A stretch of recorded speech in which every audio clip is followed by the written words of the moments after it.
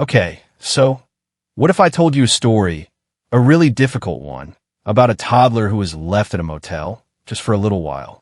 And then, when her body was discovered, she was found floating in a pool. And get this, she was wrapped in the shorts of a convicted felon, a guy who, just hours before, was supposedly there to fix the plumbing. I mean, let that sink in for a second.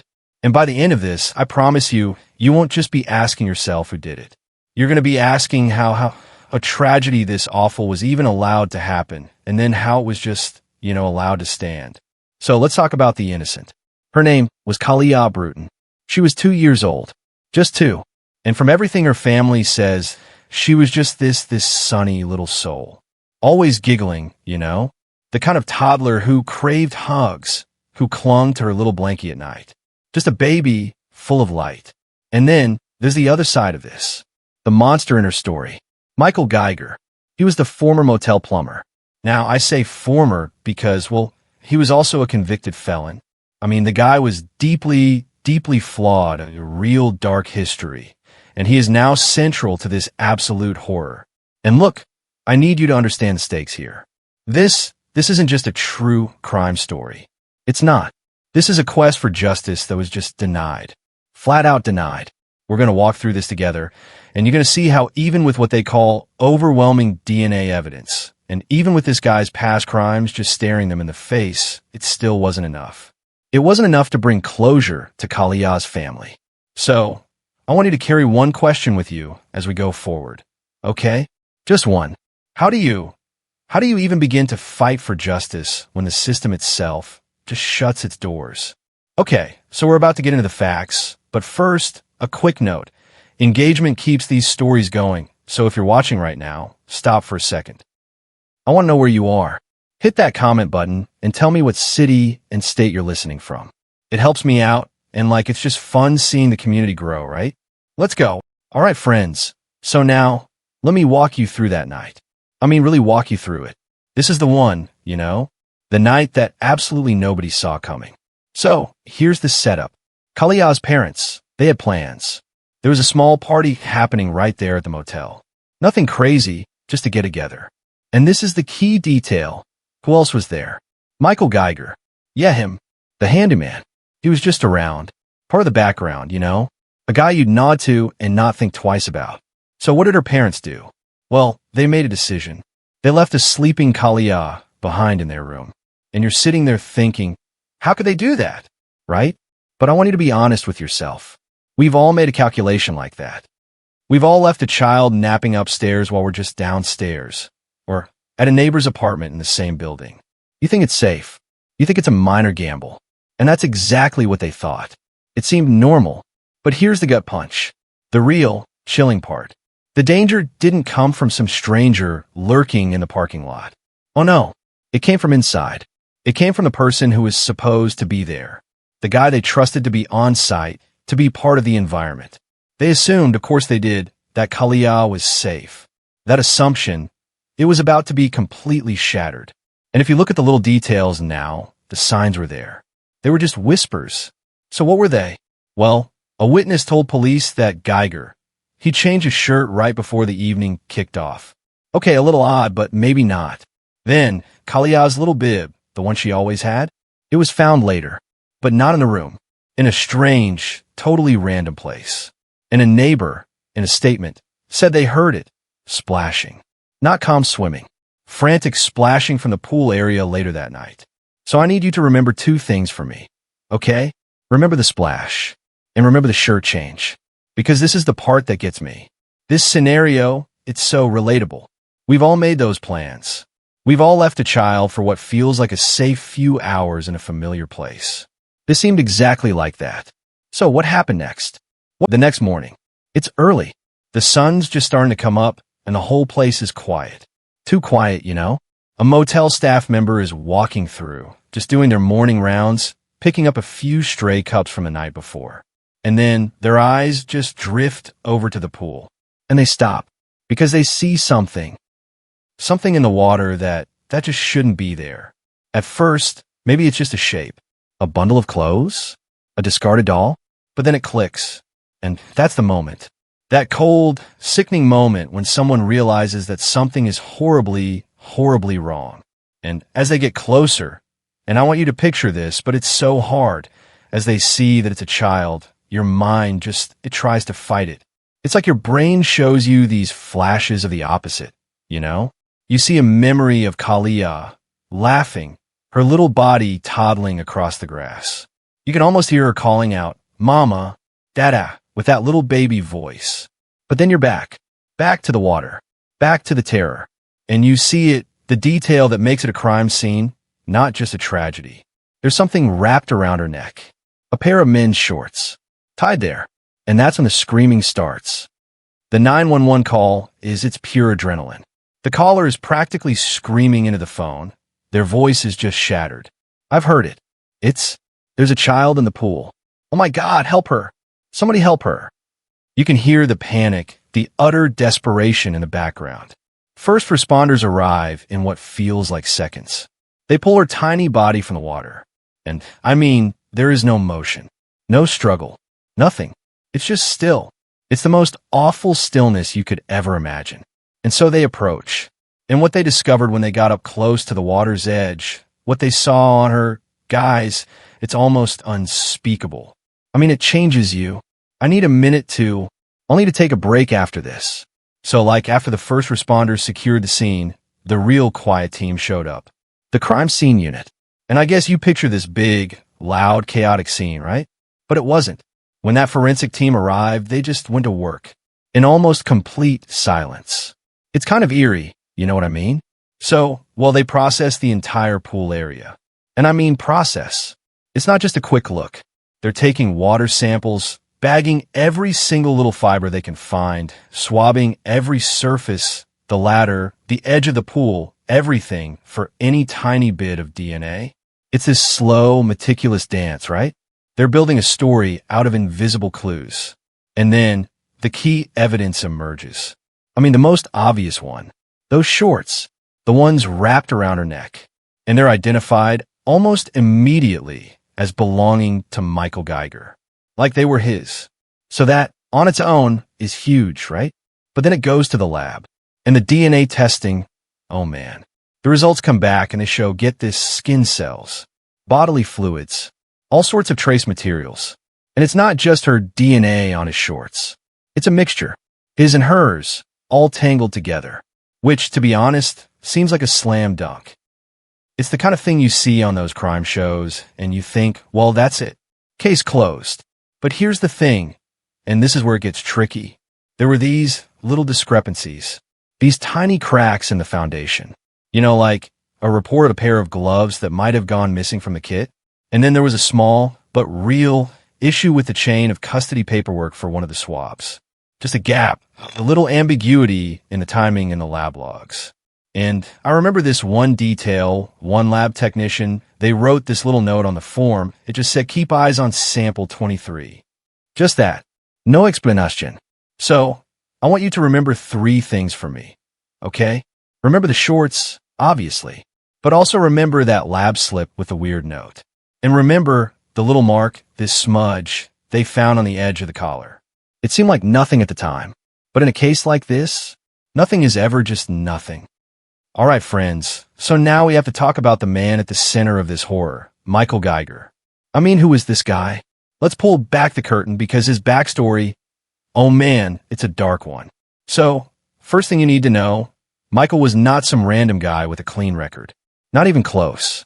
He was an ex-con, a convicted felon. And get this, he had just been recently discharged from a 10-year prison sentence for kidnapping out of Oklahoma County. He was barely out of custody before this happened. This wasn't just some minor legal trouble. This was a history of violent felonies. And that's just the start of it. Prosecutors say his record goes back decades, with a conviction for felony robbery with a firearm back in 1995. Now, his role at the motel was as the handyman, the plumber. And that's a key detail, right? That job gave him a terrifying familiarity with the building. He knew all the ins and outs. He could move around totally unseen. No one would question him being there. He was just part of the background. So what's the psychological portrait here? Was he cold and calculating, or just chaotic and impulsive? while the evidence, it points to both, and it's chilling. I mean, look at the way he allegedly set up his room. Prosecutors say it was staged like with gummy worms and juice boxes spread out, the TV tuned to cartoons, all to lure a child. That sounds calculated, right? But then, his behavior was also reckless and impulsive. He was seen by a clerk leaving the hotel wearing gloves and holding a pillowcase late that night. So, you have this mix of premeditation and then these chaotic, sloppy actions. And as for what people thought of him, the records suggest a pattern of a deeply dangerous individual, not just a reclusive neighbor. Now, the motive. Did he even know the family? Well, according to court docs, he did. He made contact with them earlier that very day at the pool, even offered the mom chips or candy. The night of the murder, he actually hung out with Kalia's parents in his room, where they allegedly consumed alcohol and meth together. He even offered the mother money too, and, I quote, spend 24 hours with him. So, there was a prior interaction, a brief and twisted connection. But why? Why would someone so reckless, who just got out of prison, risk so much? And this leads us to the foreshadowing twist I have to mention. We'll get deeper into the court case later, but you need to know that his mental state and his long, violent history became a huge part of the legal battle. Prosecutors even sought the death penalty, arguing he was a continuing threat to society. But this idea of his competence, it creates a horrible twist because it means that some of the true understanding of his motives might be something we never, ever fully get. And that is a haunting thought to sit with. Picture the scene. Homicide detectives descend on the motel. They fan out. They knock on every door. They interview every single employee, from the front desk clerk to the cleaning staff. They pull the security system, gathering every hard drive, every DVR. This is the crucial first 48 hours, right? This is when you find your break. But the break doesn't come. Not easily. Because the footage? It's useless. Seriously. There are massive gaps in the timeline. The camera covering the pool area, it had a blind spot. A huge one. Of course it did. The timing on the system was off by nearly 20 minutes.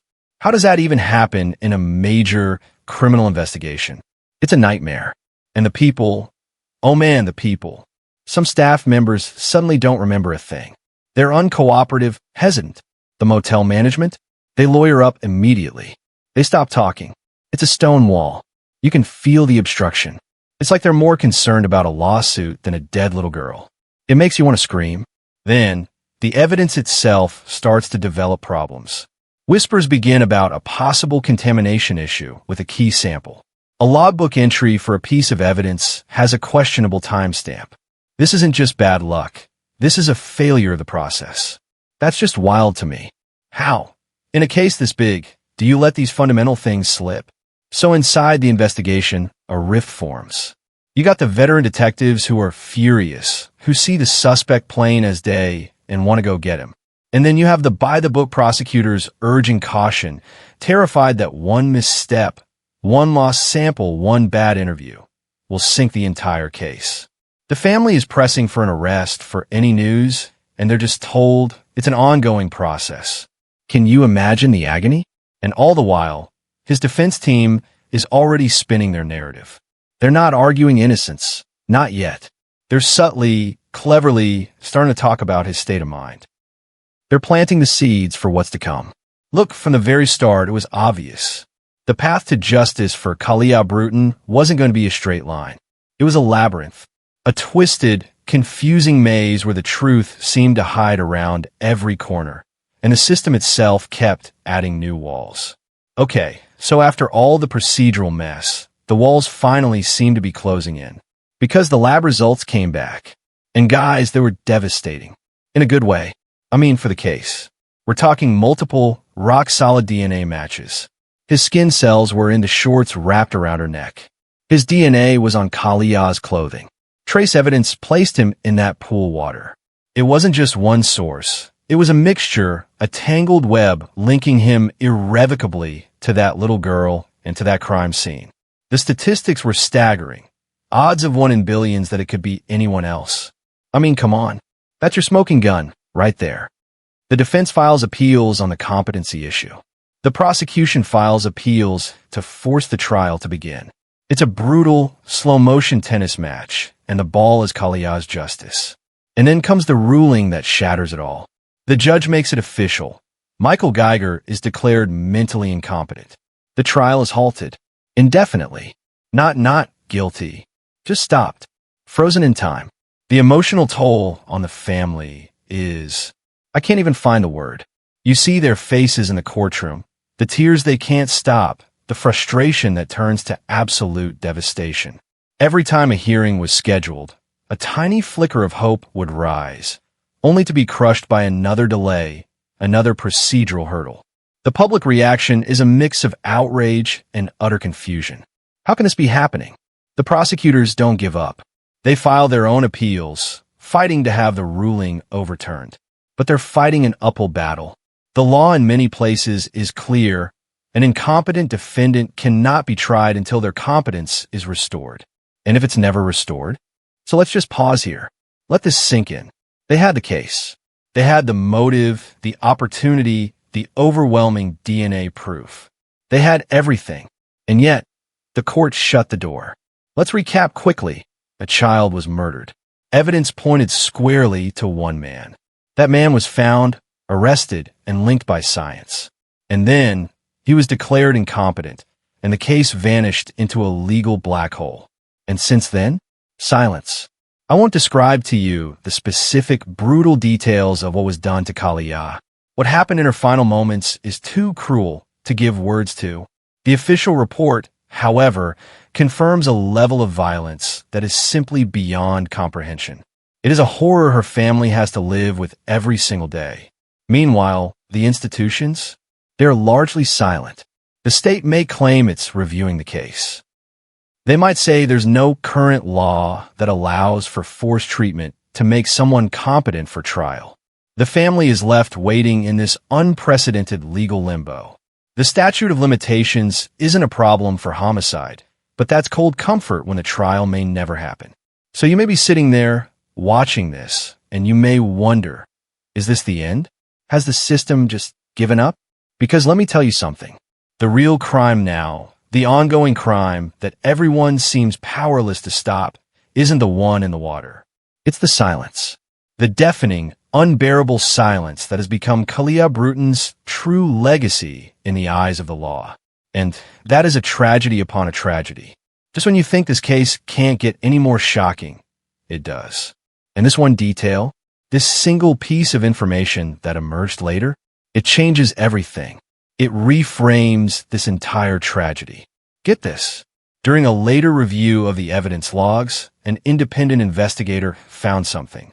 A handwritten note buried in the file from a junior lab technician. It wasn't in the official report. It was a scribble in the margin, dated from the initial evidence processing. And it said that when the shorts were first examined, there appeared to be what looked like bleach stains. Faint but present, on the inside of the collar, as if someone had tried to spot clean them. Let me repeat that. Bleach stains. Now, why is that so earth-shattering? Because it suggests something terrifying. It suggests an awareness, an attempt to destroy DNA evidence. This wasn't just the act of a chaotic, impulsive man.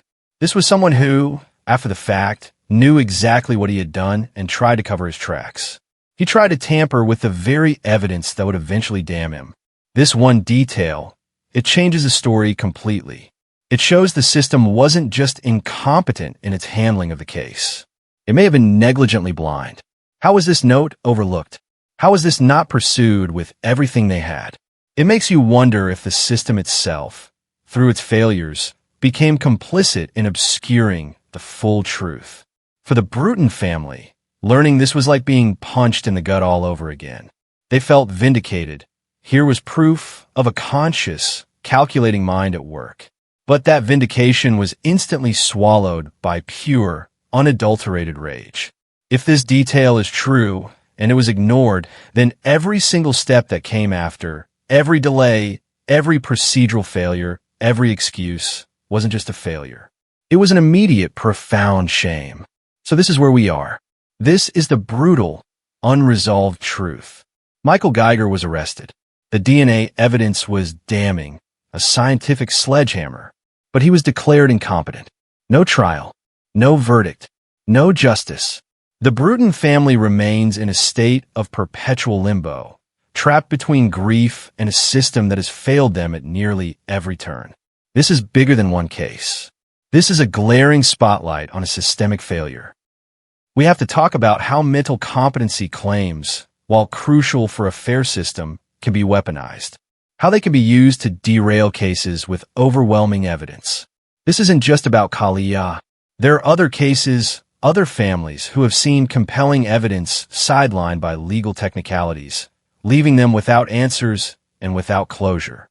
So I need to ask you directly, how long should a family be expected to wait for justice? How many more children will this system fail before something changes? How many more times will procedure triumph over truth? This story matters. It matters not just for Kalia, but for every single family who has ever trusted the legal system to protect them and to deliver accountability. The urgency here is real. This cannot be another story that fades into silence. This is where you come in. This is your call to action. Share this video. Share it everywhere. Make Kalia's name known. Let's build pressure that cannot be ignored. Contact legal foundations and victim advocacy groups. Demand that your local legislators look into these legal loopholes. Push for reforms that ensure when evidence is this powerful, it gets its day in court. We need to close the gaps that allow tragedies to be compounded by legal abandonment. Kalia Bruton doesn't have a voice now. The system silenced her twice, first in the water and then in the courtroom. But you do. You have a voice. Use it for her. Truth was found in the water. Justice is yet to arrive, but you can help keep the light burning. Hey friends, just a quick heads up. This case gets pretty intense and, honestly, might be a little unsettling for some viewers. There are moments that are hard to hear, but if you're like me, a true crime nerd who believes every story deserves to be told and justice deserves to be served, then stick around. Grab your popcorn, maybe a drink, get comfortable, and let's go deep into one of the most unbelievable cases you've ever heard. Okay, just picture this. A quiet suburban neighborhood in Orlando, Florida.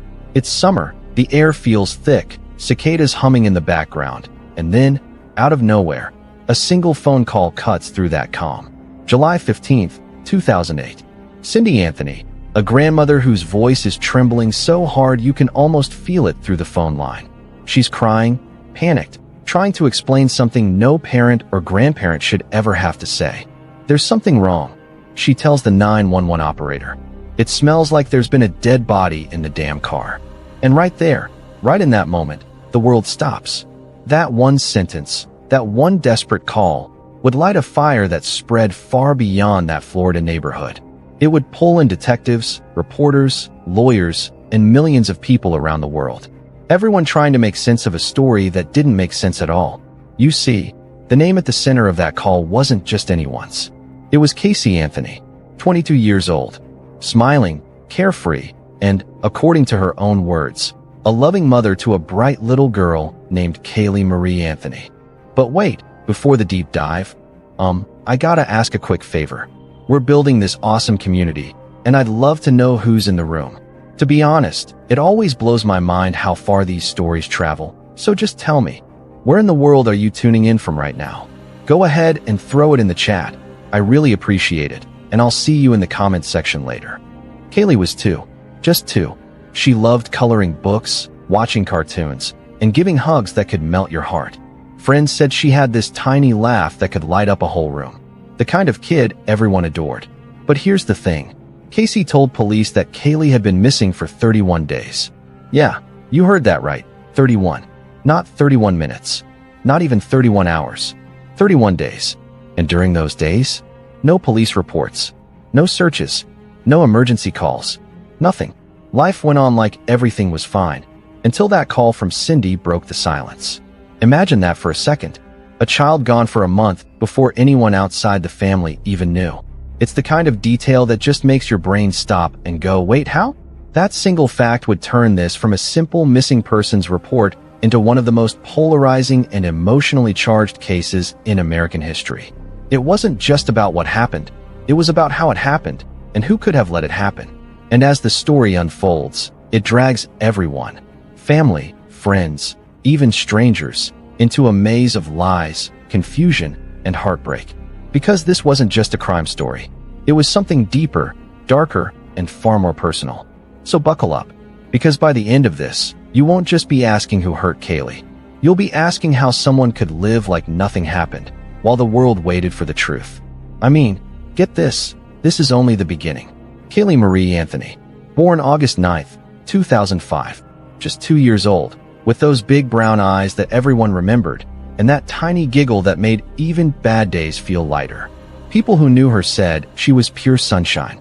She loved stuffed animals, her little playhouse in the backyard, and running into her grandpa's arms the second he came home. Her grandparents, Cindy and George, adored her. She was their world. And then there was Casey, the young mother everyone thought had it all figured out.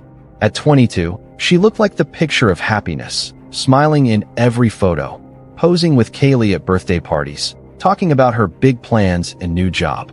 To her friends, she seemed fun, full of energy, always ready to go out and laugh.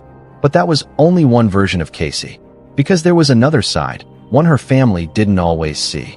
The lies started small, things people brushed off, where she worked, who she was with, where Kaylee was staying. But over time, those lies started stacking up. And when detectives later retraced her steps, they realized almost everything she had told people was made up. It was like she had built a whole new world, one where truth didn't really exist. The contrast between mother and daughter couldn't have been more heartbreaking. While Kaylee's toys still sat untouched in her pink bedroom, detectives outside were already questioning how something this dark could have happened in such an ordinary home. Inside, there were framed photos of birthday cakes and smiling faces. Outside, there were whispers of evidence, suspicion, and something no one wanted to say aloud. Neighbors would later say they never noticed anything strange. They saw Casey playing with Kaylee, taking her for walks, being what looked like a loving mom. But when investigators began piecing things together, the question wasn't just what happened to Kaylee. It was who Casey really was. Because the woman smiling in those photos was not the woman detectives were coming to know. One was affectionate, cheerful, carefree. The other was secretive, detached, and disturbingly calm as her daughter's face filled every news screen in the country. That's the painful part of this story, the duality. The loving image of a young mom and the chilling realization that maybe, just maybe, she wasn't who everyone thought she was. And the hardest thing to process? The monster in this story might not be hiding in the shadows. It might be the same person who tucked that little girl into bed at night. Alright, so let's take a step back for a second, yeah? Because before that 911 call, before the chaos and the headlines, there was this weird calm. The kind that doesn't make sense until you look at it in hindsight. You ever meet someone who lies so easily it almost feels like rehearsed? That was Casey. She didn't just tell lies, she lived inside them. And for a while, everyone believed her.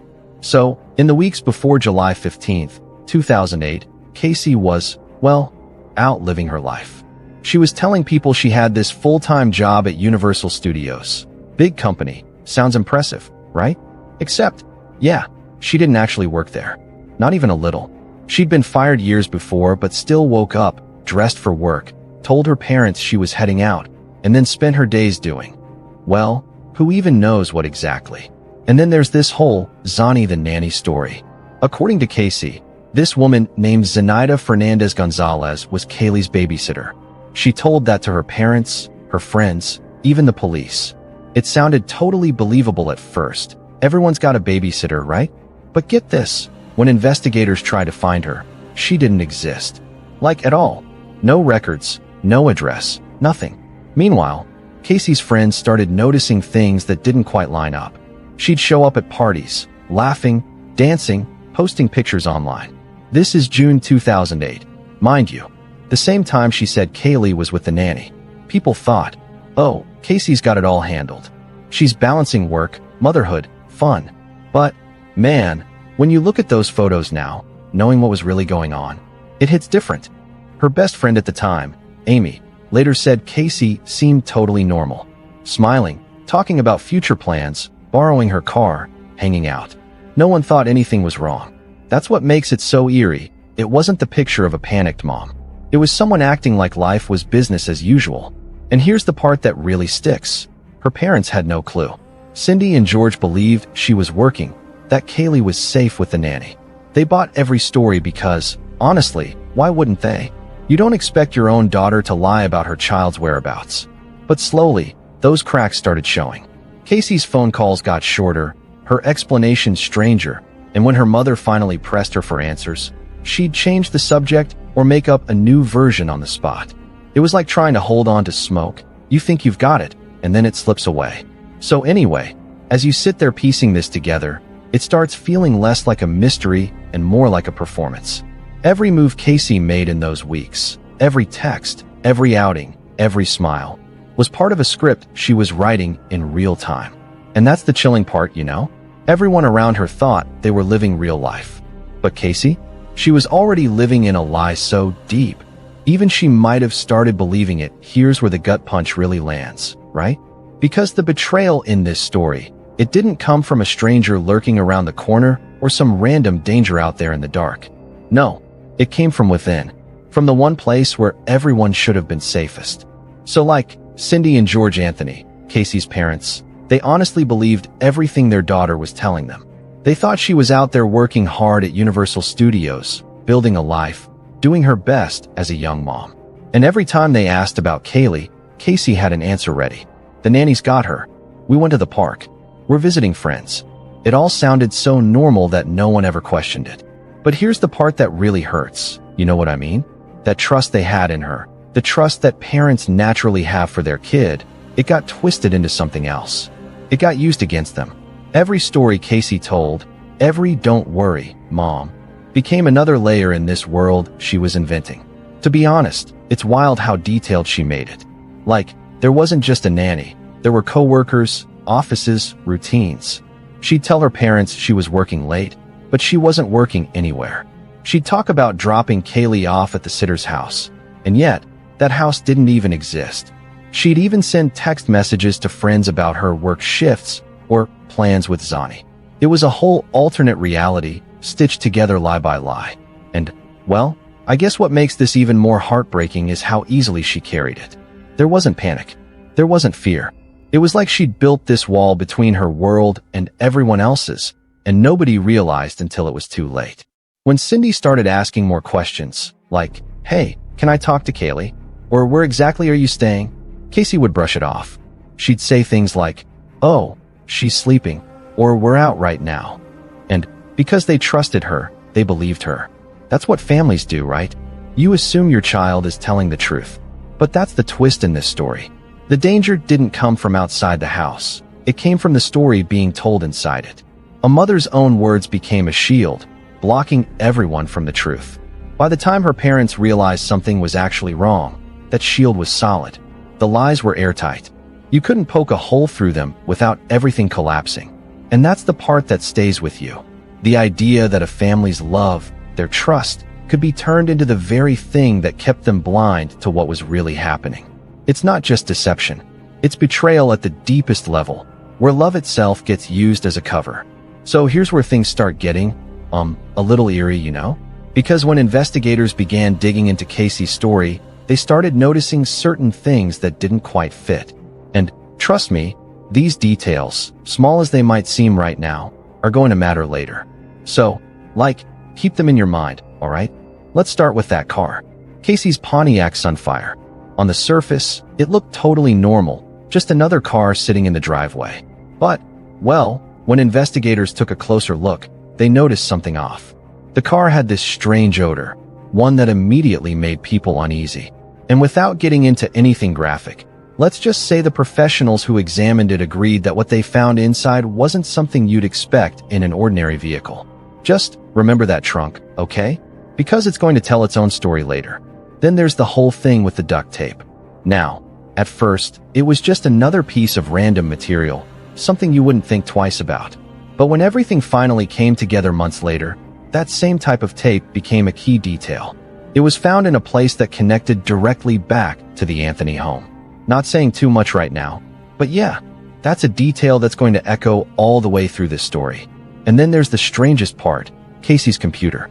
Investigators eventually looked into her search history, And, oh man, some of the things they found were just chilling. Again, nothing I can spell out too much here, but there were searches that hinted at ways to make someone sleep deeply, things that sounded, well, unsettling. You ever come across something online that makes you think, why would anyone even look that up? Yeah, that kind of thing. So anyway, we've got a car that raises serious questions, a piece of tape that won't stop showing up, and a computer with searches that point towards something dark. These aren't random coincidences. They're pieces of a puzzle that's slowly forming a picture. You know how, in some stories, the smallest details turn out to be the biggest clues? That's exactly what's happening here. Each one of these things, the trunk, the tape, the computer, will come back around. And when they do, everything you thought you understood about this case is going to shift completely. We've all had those family arguments, right?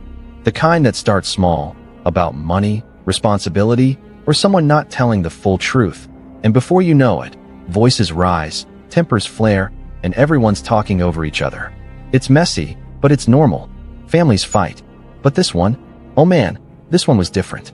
So, it's the evening of July 15th, 2008. Cindy Anthony had been trying for weeks to get straight answers from her daughter. Where's Kaylee? Who's watching her? Why can't I talk to her on the phone? And Casey, like always, had another explanation ready to go. She said Kaylee was with the nanny. She said she was working. She said everything was fine. But after a month of excuses, something in Cindy just snapped. So like, imagine being a grandmother who hasn't seen her little granddaughter in over 30 days. You're asking questions, getting half answers, and deep down your gut is screaming that something isn't right. That's exactly where Cindy was that night. That quiet, uneasy feeling? It had turned into full-blown panic. Now here's where things really start to shift. Earlier that day, the family got a call from a tow yard saying Casey's car had been sitting there for a while. They went to pick it up, not thinking much of it, just another thing to deal with. But the second they opened that trunk, well, they knew something was wrong. I'm not going to get into any heavy details here, but let's just say the smell, yeah, that smell, was something nobody in that family would ever forget. Cindy would later describe it as unmistakable. It was the moment everything clicked, the second when worry turned into dread. You know that feeling when your worst fear suddenly becomes real. That's what hit her right then and there. Casey, on the other hand, acted calm. Too calm, actually. When her mother confronted her, demanding to know where Kaylee was, Casey just kept dodging, spinning more stories, more excuses. And that's when Cindy finally picked up the phone and made the call that would start everything. It's hard to even imagine, right? 1 minute, it's a family argument about money and honesty, and the next, it's something that will shake the whole country. What started as a grandmother's intuition became a national nightmare. That night, the line between ordinary family drama and something far darker completely disappeared. Because sometimes, you don't realize how deep the lies go until you open the trunk that is, oh, here's the question we've all been thinking, right? Why? Why did Casey lie? Why keep up the act for an entire month while everyone around her thought everything was fine? You and I can sit here and go over every little detail, but at the core, it still doesn't make sense. How is that even possible? Let's start with what we know. During those 31 days when Kaylee was supposedly with the nanny, Casey was out living what looked like a normal, even carefree life. Photos showed her laughing, dancing, posing with friends. She got a new tattoo that read Bella Vita, which means beautiful life, just days after Kaylee disappeared. And you sit there thinking, wait, how can anyone do that? How do you smile, party, and ink a phrase like that while your child's missing? Some experts later tried to explain it. They talked about narcissism, denial, emotional immaturity. That maybe Casey wasn't processing reality like most people would. That she had learned to control her world through lies. Because the truth was something she couldn't face. I mean, we've all seen people who avoid hard truths, right? But this wasn't just avoiding reality. This was rewriting it. And that's the part that hits hardest. Because, sure, some people make bad choices when they're scared. Some panic, freeze, or cover up mistakes. But to carry on for 31 days, shopping, texting, clubbing, smiling for pictures, that's not denial. That's performance. It's the difference between losing control and controlling the story so completely that even you start believing it. You and I can only imagine what her parents were feeling in those moments, watching their daughter act so normal while their granddaughter was nowhere to be seen. How do you even begin to confront someone who seems completely detached from what's really happening? So we're left with theories. Was it fear? Was it rage? Or was it something far more chilling? The complete absence of guilt? Because at some point, the lies weren't just about hiding the truth. They became the truth, at least in Casey's world. And no matter how many times you replay it, it always comes back to that same, haunting question, the one that kept the nation awake at night. Where's Kaylee? Everything starts happening fast now.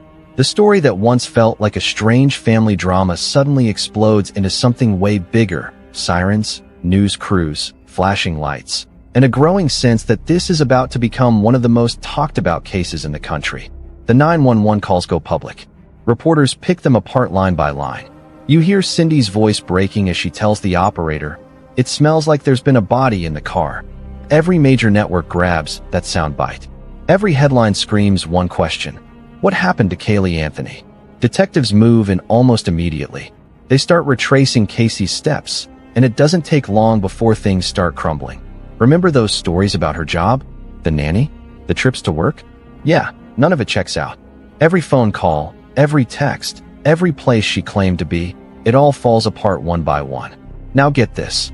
Casey tells police she can take them to her office at Universal Studios. She's calm, confident, totally sure of herself. The detectives go along with it, maybe half expecting something to make sense. They walk through the gates, down the halls, until finally, they stop. Casey turns to them and says, "I don't actually work here." Just like that. No emotion, no panic, just a quiet admission, like she's saying she forgot her keys. That moment right there becomes symbolic of the whole case. Walking through an illusion until the truth hits a wall. And while that's happening, the world outside is falling in love with Kaylee's memory. News clips show her tiny smile, her playful eyes. Videos surface of her singing songs and running through the yard. It's impossible not to feel it. The contrast is brutal. Footage of an innocent child set against the cold, clipped interviews of her mother sitting across from detectives. As the investigation deepens, so does the public outrage. People hold candlelight vigils, posters go up, strangers send tips from across the country. Everyone's hoping, somehow, that Kaylee will be found alive. But with each passing day, that hope gets quieter. Then, months later, December 11th, 2008, a local meter reader walking near the Anthony home spots something in the woods. It's a small bag, half covered by brush. He calls the police. At first, it seems routine. But when investigators arrive and look closer, the entire tone shifts. They clear the area. Radios go silent.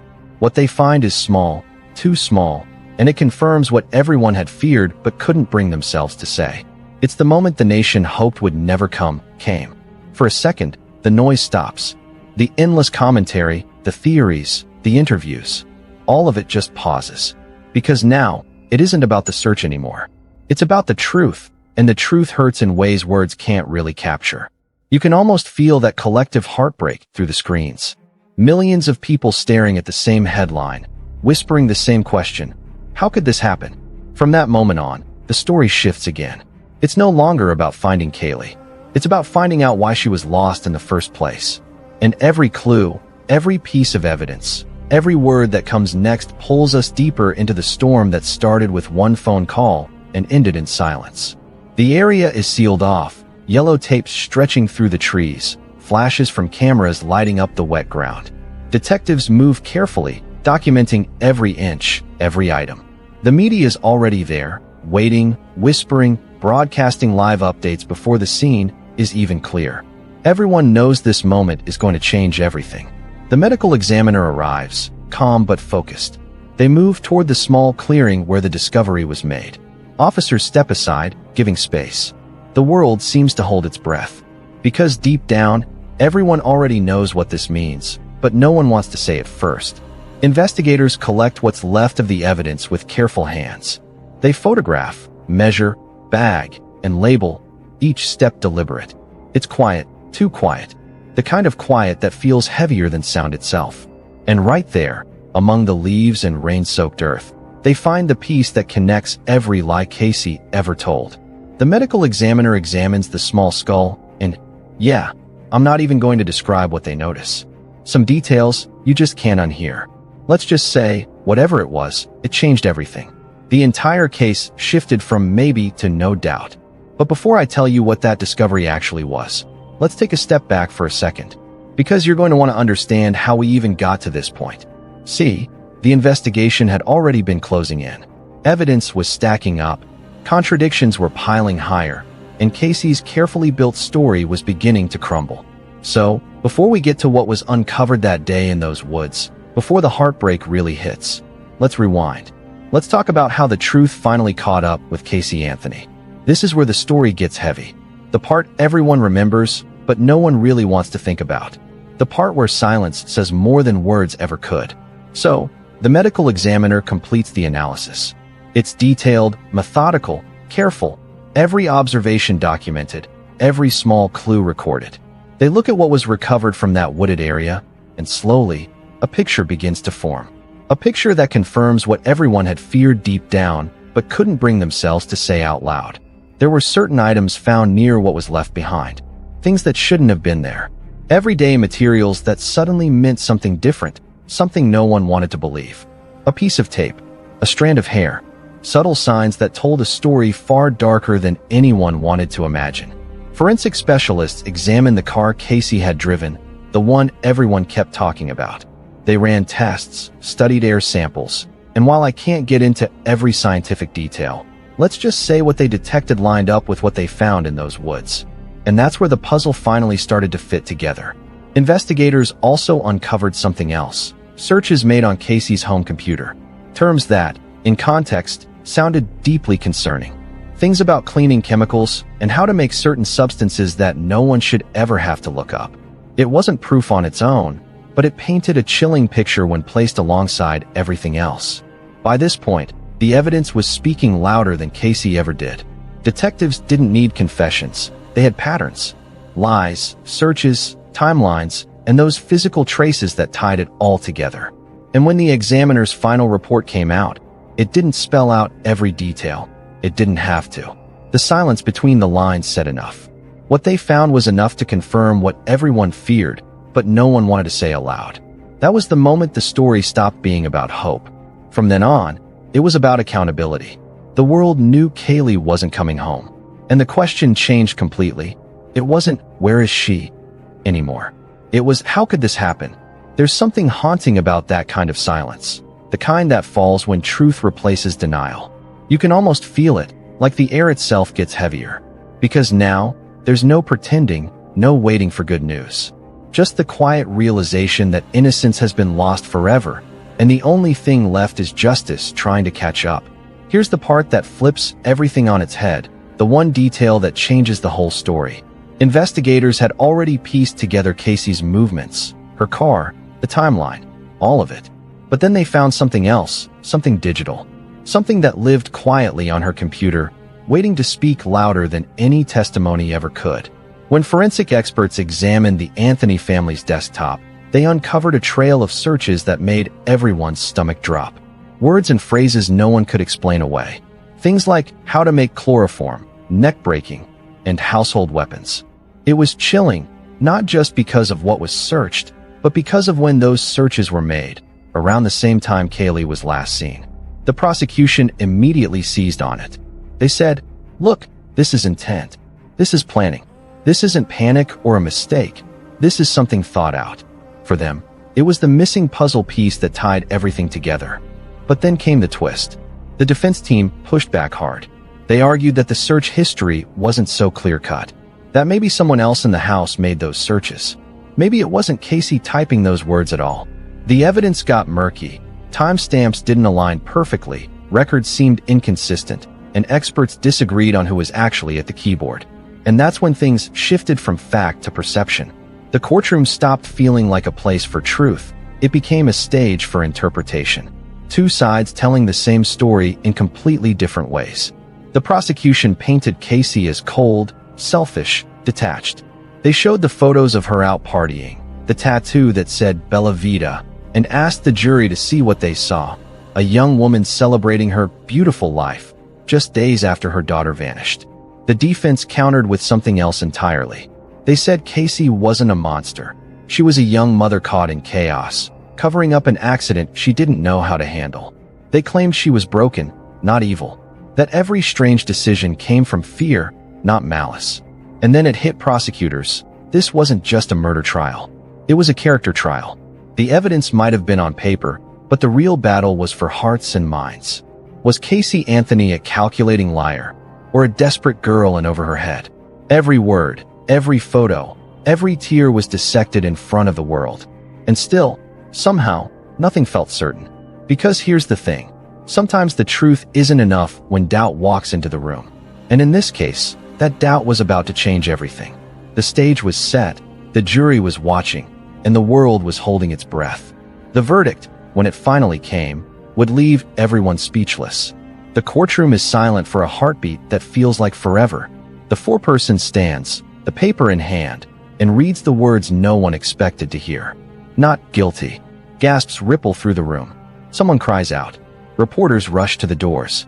Cameras flash. The world tilts for a second. Casey Anthony doesn't cry.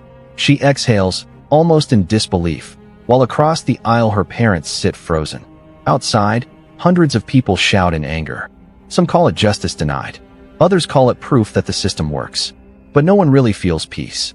Television anchors talk nonstop. Commentators argue about what went wrong. Social media explodes. Hashtags, opinions, outrage. Everyone becomes a juror in their own living room. Some say the jury failed. Others say the evidence did. But underneath all of it, one question keeps echoing. How could this happen? Inside the Anthony home, Cindy holds a framed picture of Kaylee, her smile frozen in time. Outside, Casey walks free into flashing lights and noise, the most hated woman in America walking into anonymity. The contrast couldn't be sharper. A grandmother clutching memories, a daughter stepping into the sunlight, and a nation divided. The case didn't just end that day. It changed something in how people saw justice. It sparked new fascination with forensic science, digital evidence, jury psychology, and what it means to prove guilt. It made everyone question how stories are told in courtrooms, and how much of truth can ever survive a trial. In the end, the system didn't fail to find guilt. It failed to find truth. And here's the part that stays with you. Kaylee Marie Anthony would have been almost 20 today. Her laughter, her future, all of it, gone. Her story reminds us that sometimes evil doesn't wear a mask. Sometimes it smiles for the camera. Nada Jane Kalita was someone who left a lasting impression on everyone who crossed her path. Born into a close-knit family in Sydney, she was known for her gentle nature and bright, hopeful spirit. From a young age, she showed a strong sense of compassion and an eagerness to help others. Friends described her as someone who listened without judgment and always had a kind word, even when things weren't easy for her. Her dreams weren't complicated or flashy. She hoped to build a stable future, one where she could look after her loved ones and grow into a strong, independent woman. The neighborhood where Nada lived felt like a safe and peaceful pocket of the city. The streets were quiet most of the time, lined with tidy houses and well-kept gardens. People who had grown up there spoke warmly about their surroundings as a place where you could take an evening walk without fear, and where most families had lived for years. Children played in front yards, and familiar faces waved from verandas as if life followed a steady rhythm. Nothing about this place suggested that one of its own would be at the center of a devastating crime. Nada embraced this calm atmosphere as part of her daily life. Her routine was simple and comforting. Every morning, she woke up with a sense of purpose, whether it was going to work or making time for those she cared about most. Her friendships ran deep, especially with a few close friends who had been there for her through all kinds of ups and downs. They admired her strength and honesty, and often spoke of her quiet resilience and inner power that didn't need to be announced, because it was clear in the way she faced every obstacle. Yet beneath the surface of this tranquil life, there were signs that not everything was as perfect as it appeared. Nada had begun to feel an unfamiliar tension in her days, a sense that someone was watching or that she couldn't fully let her guard down. Occasionally, she confided in people she trusted, mentioning small incidents that left her unsettled, a strange phone call that had no voice on the other end, someone lingering too long near her street. At first, these were brushed off as coincidences, things that could happen to anyone in a big city. But as time went on, they began to seem less like random events and more like the pieces of a troubling puzzle. Still, Nada refused to live in fear. Her hopes for the future kept her grounded. Whether it was planning a new course at work or talking about dreams of traveling abroad one day, she kept moving forward. Friends admired her determination, especially because they knew she had worked hard to stand on her own 2 feet. Life had never handed her anything on a silver platter. Every milestone she reached was the result of her commitment and strength of character. Yet even those who loved Nada most couldn't have imagined how fragile that sense of security truly was. Beneath the calm surroundings and everyday routines was a reality nobody could have prepared for. Small details that had been overlooked at the time would soon come into sharper focus. They would tell a troubling story of warning signs and missed connections, a story that only began to make sense after it was too late.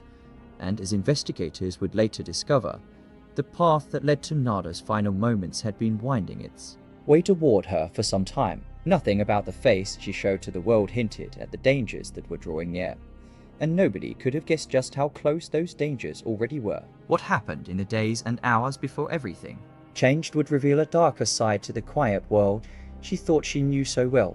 Welcome to I'm a Detective. We break down real criminal cases, digging into evidence, timelines, and the disturbing details others overlook. If you're into true crime that's fact-based, emotional, and gripping, you're in the right place. Hit that subscribe button too. Join the investigation. The morning began like most others. The skies were bright and still, with just a light breeze stirring the leaves outside. Nada moved through her usual routine, preparing for the day ahead with the quiet focus that those around her had come to appreciate. Nothing in those early hours gave any hint of what was to come. She checked her messages, got dressed, and stepped out into the world with the same sense of calm that had guided her every other day. It was a morning like countless others before it, but this one would not end the way anyone could have imagined. As the hours passed and the morning turned into afternoon, everyday life unfolded all around her. Neighbors ran their usual errands. Cars poured in and out of driveways. The neighborhood remained its typical self, mostly uneventful, mostly safe. Nada had things on her list to complete, people to see, and places to go. Throughout the day, nothing stood out as truly alarming. If someone had paused to look more closely, they might have noticed a tension hidden just below the surface of these simple movements: a slight glance over the shoulder, an unsettled gaze at someone standing a bit too long on the street corner. But for most people, these small signs would have been easy to overlook. By mid-afternoon, the light had begun to shift. Shadows grew longer and stretched across the pavement. It was that quiet part of the day when most people slow their pace before the evening, when the streets grow less busy. Nada went about her business, finishing up what she had set out to do. Throughout the neighborhood, nobody suspected that these were the last few ordinary hours they would share with her. The world outside continued as if it could go on forever in the same gentle rhythm. Yet as the sun lowered, a darker sense of unease began to creep into the edges of the day. When evening finally arrived, a stillness settled in the neighborhood. The sky was painted with deep blue and soft purple tones. Streetlights glowed faintly, their light creating pools of yellow on the sidewalk. Nothing seemed out of place at first, but as the hour grew later, an eerie quiet filled the spaces between houses. Windows glimmered, curtains moved slightly as people peeked outside at the night. A sense of hesitation began to hang in the air, as if everyone somehow sensed that something was wrong, but couldn't yet put their finger on it. It wasn't long before that quiet was shattered. At some point during those dark hours, a tragic event unfolded that would forever mark this place. The exact moment it happened is one that would be reconstructed piece by piece, but at that time, there was only confusion. A sound had broken the silence, something sharp and sudden that caused people to freeze. In the moments after, an overwhelming sense of fear began to spread. When help finally arrived on the scene, the officers stepping through the door could hardly believe what they were seeing. Nothing could have prepared them for the sight that greeted them inside. The house was still, but there were signs of a struggle that spoke of a terrible encounter. Every detail was noted carefully as they moved through the rooms: scattered belongings, a door left partly open, and the unmistakable feeling that whoever had been there last had left in a terrible hurry. The most heartbreaking discovery was Nada herself, who was found motionless, surrounded by signs of a violent attack that had ended her life far too soon. As neighbors learned what had happened, a hush fell over the entire street. Lights turned on in house after house, and people stood on their porches, looking toward the scene. Some tried to catch a glimpse, their hands pressed against their mouths in shock. Parents pulled children inside and closed their doors quickly. Even those who didn't know Nada personally felt the weight of the tragedy, sensing that their own sense of safety had been shattered forever. The questions began immediately. How could something so terrible happen here? Who would do such a thing? And most frightening of all, was that person still out there somewhere? The days that followed would be filled with tension. Police moved quickly, sealing off the area and collecting every trace of evidence they could find. Investigators searched carefully for fingerprints, signs of forced entry, or any clue that could explain what had happened. Even as they worked, they felt the eyes of the community on them. Every face tense with worry. Every person hoping that whoever was responsible would be found before they could strike again. People began to speak in hushed tones in cafes and shops, wondering if they had overlooked anything that could help. Details that had seemed insignificant before a strange car seen parked late at night, an unfamiliar figure lurking near a corner store now took on a new and troubling meaning. Fear crept into every part of daily life. Every sound after dark, every knock at the door after sunset was enough to make hearts race. And through it all, the question remained, unspoken yet present in every thought: who had taken Nada's life, and why? That question would lead to an intense search for answers that nobody could have anticipated. The hunt was only beginning, and what they would discover would shake the entire community to its core. In the first few hours after the terrible discovery, police moved quickly to control the scene. Officers spoke quietly to those who had gathered outside, careful not to give too much away too soon. Every tiny detail of the house was photographed and logged. Investigators searched for anything that might help them understand what had happened, from stray footprints in the dirt to the slightest mark on a doorframe. They worked methodically, but even as they gathered evidence, they felt the pressure mounting. The entire neighborhood was waiting for answers. The first days of the investigation focused on Nada's inner circle. Police began by looking at those who had been closest to her family, friends, SEAL workers. They hoped to find someone who had witnessed anything strange, someone who had seen her last. Detectives knew from experience that the answers to violent crimes often lay close to home, hidden in the relationships of the victim's daily life. The idea was heartbreaking, but it was a starting point they could not ignore. As interviews began, small bits of information emerged. Some described Nada as careful and independent, someone who rarely spoke about personal troubles. Others remembered seeing a familiar face visit her home more than once that week.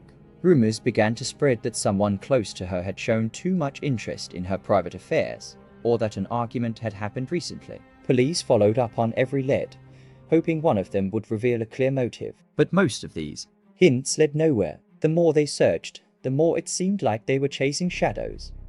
The sense of unease deepened as early suspects were brought in for questioning. Some were acquaintances who had crossed paths with Nada recently. Others were people who had been near her neighborhood around the time of the crime. Police carefully questioned each one, comparing their stories, checking their alibis. Yet every time they hoped they had found the right person, their suspicions fell apart under closer examination. Either the evidence did not fit, or someone else could prove they were nowhere near the scene. What had looked like a promising lead would vanish into nothing. Meanwhile, tension in the community kept rising. Every day that passed without a breakthrough added to the fear that whoever was responsible might still be nearby. Neighbors whispered to one another, speculating about strangers they had noticed recently. Even casual remarks took on a new weight. Every small rumor was examined by those hoping to make sense of what had happened. The atmosphere felt tense and restless, as though everyone was looking over their shoulder inside the police station. Detectives felt the same strain. Days turned into a blur of long hours, phone calls, and carefully tracked timelines. The case file on Nada grew larger, full of witness statements and photographs, but there was still no clear suspect. Investigators were frustrated, knowing that time was working against them. Every passing hour increased the risk that the trail would go cold forever. Still, they pushed onward, determined to leave nothing unchecked. There were moments when a new lead would emerge and briefly give them hope. Perhaps someone had seen a suspicious figure near the street that night. Maybe a phone record hinted at an unfamiliar number calling her just before everything happened. But every path they followed ran into obstacles. Sometimes there was no proof the caller had any connection to the crime. Other times, people who thought they had seen someone unfamiliar could not give enough detail to make a real identification.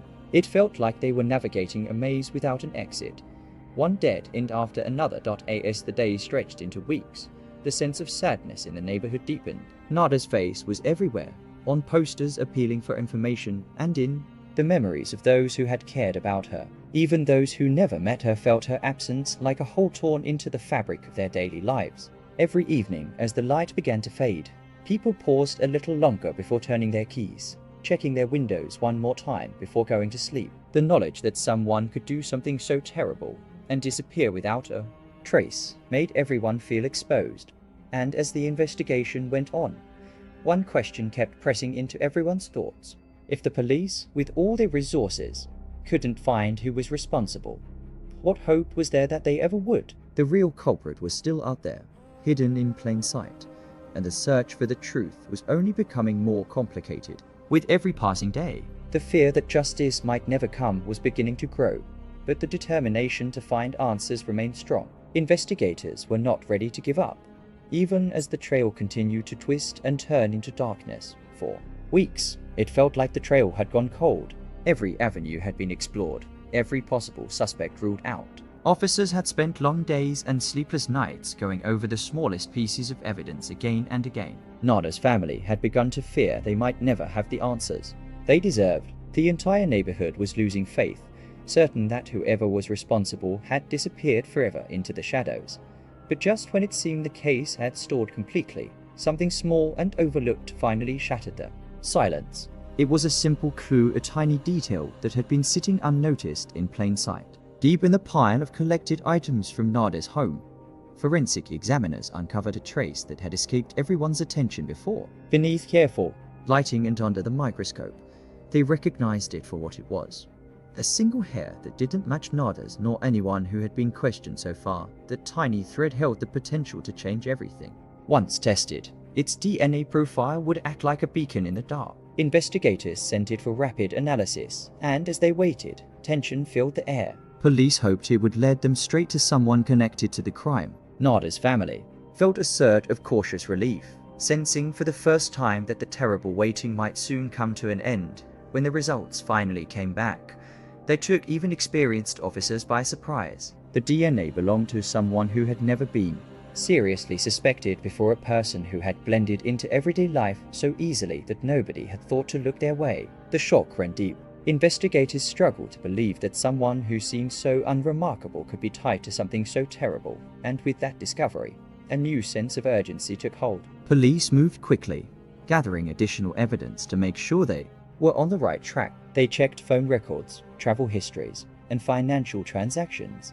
Every new fact pointed to this one individual, making it harder and harder to see their past actions as innocent or coincidental. Slowly, a darker picture began to form, suggesting careful planning and a motive nobody had seen before. The emotional impact was immediate and powerful. Nada's family, who had spent endless nights wondering if they would ever have justice, felt a mixture of heartbreak and relief.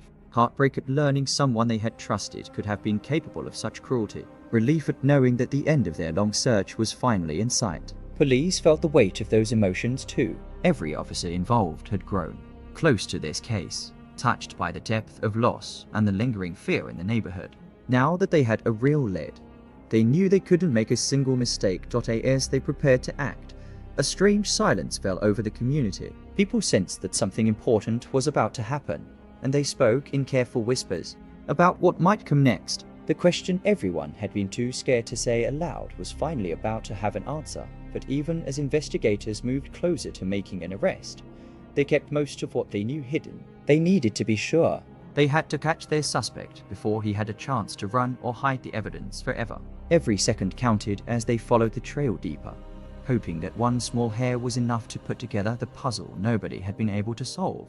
And while the world around them went on as usual, shops stayed open, cars passed by, and people walked home under the fading light of the day. Those involved in the case felt like they were standing on the edge of a cliff. Nothing would ever feel quite the same after this. The most troubling part was knowing that they had all overlooked someone who had been nearby all along. What would come to light next would leave everyone shaken and forever change the way they thought about their safety, their neighbors, and the true meaning of justice. With every new lead they uncovered, investigators felt the picture becoming clearer. The DNA result was just the first in a series of revelations that none of them had expected. Within days, they had focused their attention on one individual who had kept an alarmingly low profile throughout the entire investigation. That person was someone who had crossed paths with Nada more often than anyone realized. Someone who had skillfully stayed under the radar by blending into the background of daily life. As they dug deeper into this person's history, troubling details began to emerge.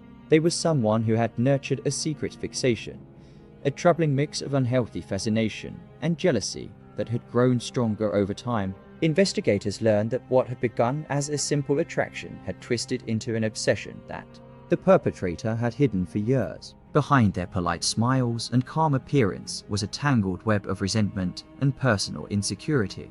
They had watched Nada's successes and friendships from a distance, wishing they could be part of her world, but feeling forever on the outside. More than anything, they had envied her sense of purpose, her close connections with family and friends, and the way she moved through life with quiet confidence. It wasn't something they had consciously decided to resent at first. It had built slowly, like a small seed that took root and spread over time. Every kind word Nada gave, every plan she spoke about, felt like a reminder of the emptiness they had never been able to fill in their own life. That sense of inadequacy festered until it became a dark and overpowering need to control the one person who seemed so free. And so, in the days leading up to the tragedy, they began making their move. Investigators eventually uncovered careful preparations, changes in routine, lingering visits close to her home, and attempts to hide any evidence of their obsession. They had created an image for themselves that was nothing like the reality they kept carefully locked away, allowing them to hide in plain sight as someone who could never possibly do any harm. When police finally had enough evidence to act, they moved quickly to take the perpetrator into custody. For everyone who heard the news, it was like a shockwave that passed through the entire community. Even those who had never suspected anything felt shaken. This was someone who had appeared so ordinary, so unremarkable, that nobody could have guessed what they were capable of. Nothing had ever hinted at the depth of their resentment or the tragic path they had taken to make that resentment known. As the truth became public, the ripple effects were felt everywhere. Family, friends, and neighbors who had never doubted this person before were left wondering what they had missed. Police themselves, hardened by years on the job, spoke about the case with a sense of disbelief at how someone could hide their true nature so well. The arrest was a relief, but it left a lingering sadness that went beyond justice being served. Nada's loved ones had long hoped for this moment of clarity, yet the reality was harder than they imagined. Learning that someone who had been part of their wider world could cause such pain was a bitter burden to carry. Even as they began to feel some sense of closure, they also felt a new grief at the senselessness of it all, and for everyone who had followed this story from a distance. The most troubling part was knowing that someone can appear so unthreatening and yet hide such dangerous thoughts.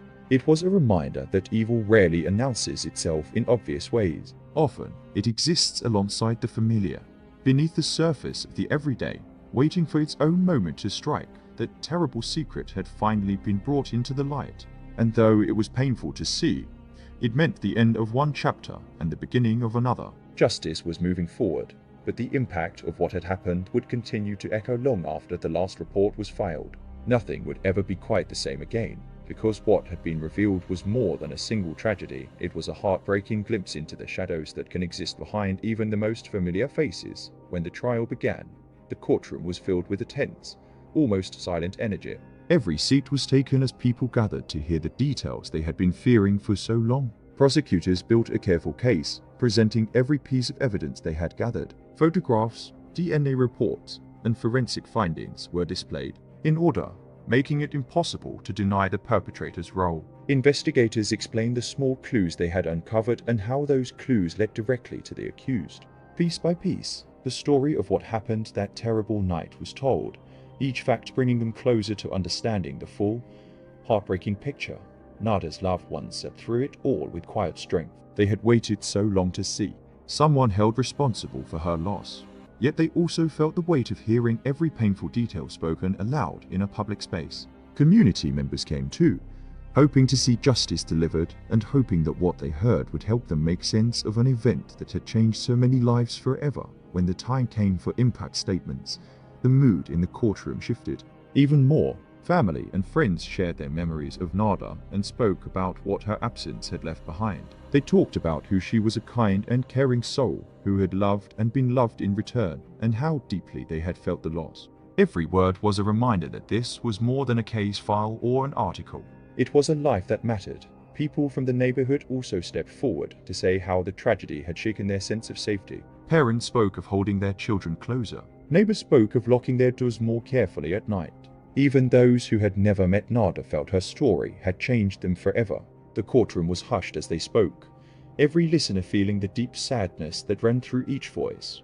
When the verdict was finally announced, a sense of solemn relief settled over everyone present. The accused was found guilty and faced a long prison sentence. Justice, at last, had been delivered, but those who had followed the case closely knew that a simple verdict could never fully erase what had been lost. The years of pain that Nada's family had endured would never truly disappear. Even with the trial concluded, they understood that moving on was a slow, careful process that would take a lifetime. After the trial, the focus shifted from the courtroom back to the memories of Nada herself. Her loved ones began to speak more publicly about the kind of person she had been, making sure that nobody ever thought of her as just a name in a case file. Friends organized tributes in her honor. Photographs were displayed at local community centers and places that had been special to her. Charitable events were held, encouraging people to support causes Nada would have cared about. Every one of these acts was a way to keep her spirit alive, to make sure that her light was never forgotten, and across the neighborhood, people took their own small steps to remember her too. Some left flowers outside her home on important dates. Others spoke about her when they gathered together, sharing stories that reflected her gentle, hopeful nature. Even those who had never known her felt inspired to look after one another more closely, to stay a little more aware, and to care a little more deeply. That was perhaps the most powerful legacy Nada left behind. Even after the legal process was over, her story continued to matter because it showed everyone that compassion, safety, and empathy must never be taken for granted. It also showed how a single person's life could touch so many others and leave a lasting impression. Long after the verdict was read and the courtroom doors had closed, Nada Jane Kalita was still remembered. The sadness of losing her would never go away entirely, but in that sadness was also a quiet, hopeful resolve to do better and to be better. It was a gentle reminder that even in the face of unimaginable loss, people could come together, support one another, and make sure that a beautiful soul is never truly forgotten.